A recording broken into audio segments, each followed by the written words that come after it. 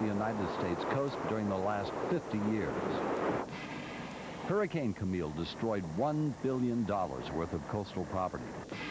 141 people died along the coast.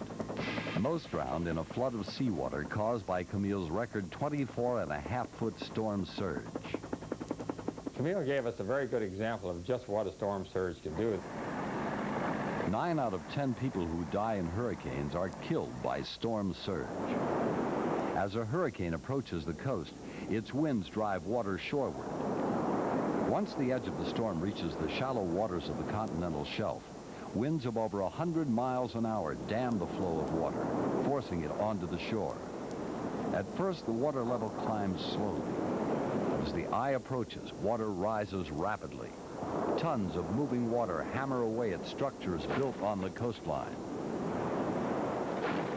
We think of water perhaps as not being as hard as it is, and so when it hits against an object, it's very much like being hit with a solid object. You could think of maybe a train wreck or an automobile accident, just tremendous collision there. 25 residents of the 3-story Richelieu apartment complex in Pass Christian thought they were safe from the storm and refused to evacuate.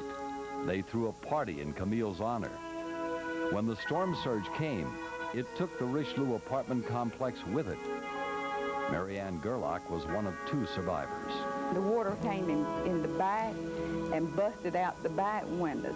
And I swam out, and as I was looking back where the building was, you could see the apartment where the hurricane party was going on. They had the hurricane lamps, and all of a sudden, the building just started coming down till it came underneath the water, and I knew everybody had drowned.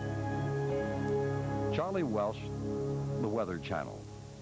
Again, that was Hurricane Camille making landshore 25 years ago today.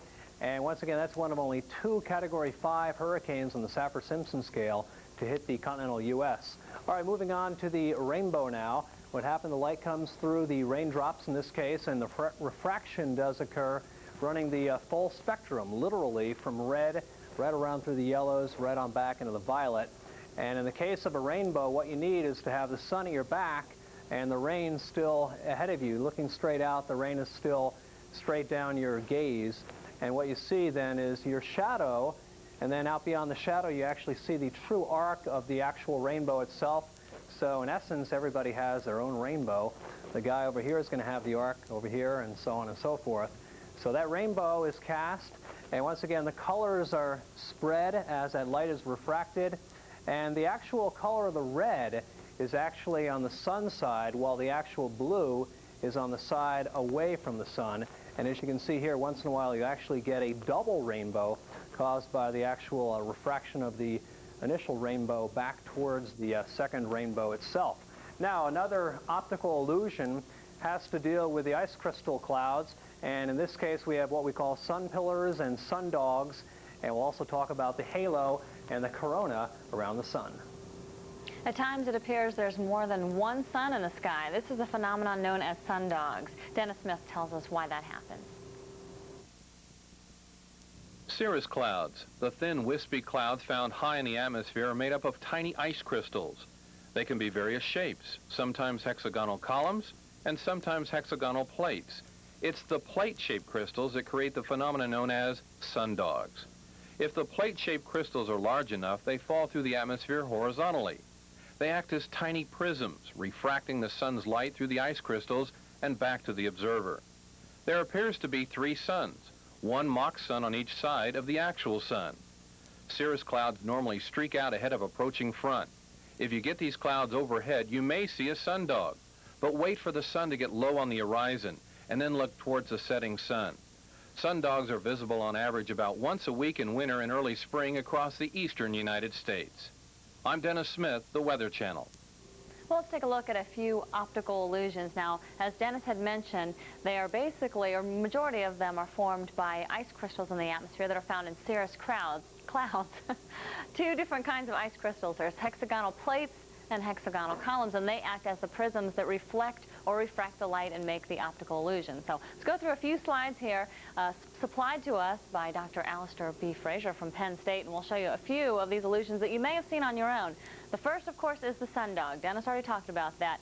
The two mock suns on either side of the sun. You're most likely to see this at sunset, especially in the wintertime. Some places, like the eastern U.S., you could possibly see this once a week in the wintertime, about sunset.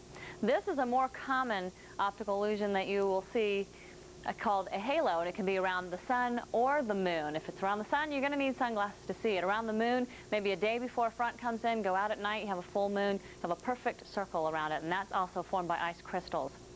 This is a sun pillar, and it looks very much like sun being reflected off of water, and it's just the sun being reflected through those ice crystals and back to you, so it makes a pillar of sun. And this is probably our most dramatic looking shot, and this is what is called a corona over the sun. Usually a perfect circle, but because the water droplets in this are of different sizes, it's kind of an odd shape, and it's giving you the rainbow effect. It's been altered. This is actually daylight, but the sun appears dark because of the special photography. Again, those photos provided to us by Alistair B. Fraser of Penn State University.